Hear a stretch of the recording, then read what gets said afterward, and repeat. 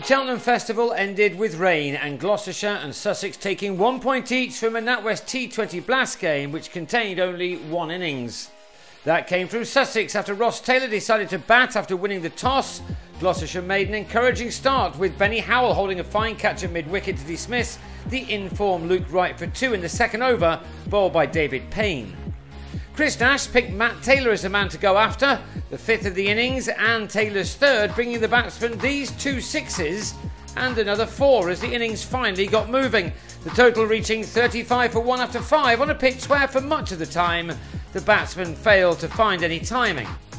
Gloucestershire handed a debut to Sri Lankan all-rounder Tisara Pereira, and he had an immediate impact, having Nash taken behind well by Phil Mustard with just his 3rd delivery in Gloucestershire colours.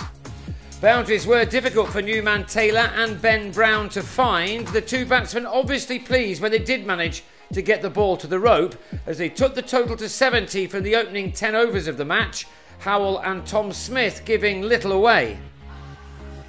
Howell's variation of pace brought an end to a developing partnership on 38 when Brown miscued a pull shot and was caught and bowled for 30, the total now on 80 for 3 with 9 overs remaining. Taylor did manage to clear the rope off Chris Liddle as the Sharks brought up 3 figures in the 14th over. 2 boundary-free overs followed before Taylor went big again in the 16th, delivered by Smith. The match then exploded into life in the 17th. The second ball of it brought about the wicket of Laurie Evans, who was legged before for 9. And then next ball, David Visa departed for a golden duck. Both wickets for the former Sharks bowler Liddle, who was later removed from the attack by the umpires because of a beamer, not intentional of course. It was 3 wickets in 3 balls when Pereira emphasised his skills in the field by running out Chris Jordan, who was also out for a golden duck, so it was a hat-trick of wickets, but not to the bowler.